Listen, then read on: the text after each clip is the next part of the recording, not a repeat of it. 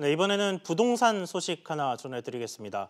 지난해 9.13 부동산 대책이 나온 이후에 서울에서 거래된 아파트의 대부분이 오히려 대책 발표 전보다 높은 가격에 거래됐다는 분석 자료가 나왔습니다.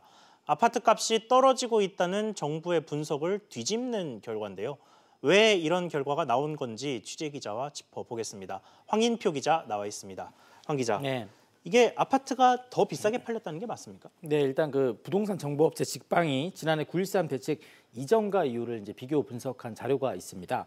지난해 1월부터 8월까지의 실거래와 9월부터 올해 4월 2일까지의 실거래를 비교한 결과 전체의 92.7%의 가격이 올랐습니다. 거의 전부네요. 예, 그 오른쪽에 이제 보면 감정원은 서울 아파트값이 11월 둘째 주부터 지난주까지 21주 연속 하락세 들어갔고 올해 들어 3월까지 1% 넘게 떨어졌다고 밝혔습니다.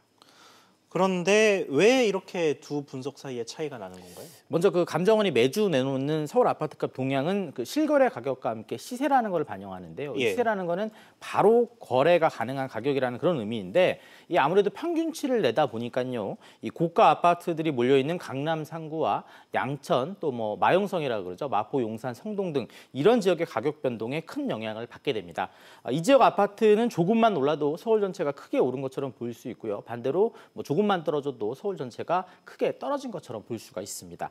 이 반면 그 직방이 내놓은 자료를 자치구별로 좀 살펴보니까요. 보시는 것처럼 노원구에서 가격이 올라 거래되는 아파트가 가장 많았고 뒤이어 뭐 송파, 구로, 성북 순인데 저 표에서 이제 송파와 강남, 양천 등을 제외하면 이 대부분 6억 원 이하의 중저가 아파트들이 많이 몰려 있는 곳들입니다.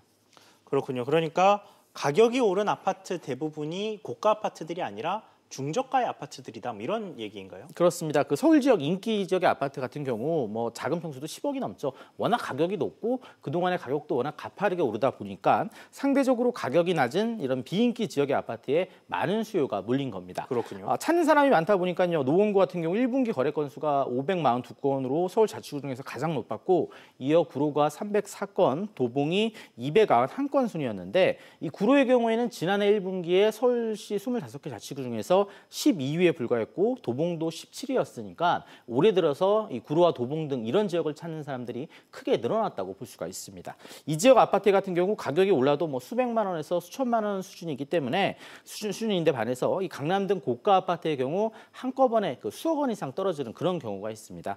평균을 내면 마치 서울 전체 집값이 떨어진 것처럼 보인다는 게 전문가 의견입니다. 얘기 들어보시죠. 예. 세금 중과나 대출 규제 부담이 덜한 중저가 아파트들이 소폭 오른 상태에서 거래된 것은 맞습니다. 하지만 시장을 주도하고 있는 강남 재건축이나 고가 아파트들은 시세뿐만 아니라 실거래 가격까지 떨어져서 편차가 있을 수밖에 없는 것 같고요. 이 결국 수요자가 몰리면서 가격이 소폭이나마 오르는 곳은 외곽 지역의 중저가 아파트들이고요. 뭐 강남 상구라든지 마용성 이런 인기 지역의 고가 아파트들의 이 거래 절벽은 여전히 이어지고 있다고 보시는 게 맞을 것 같습니다. 그렇군요. 황 기자 이야기 잘 들었습니다.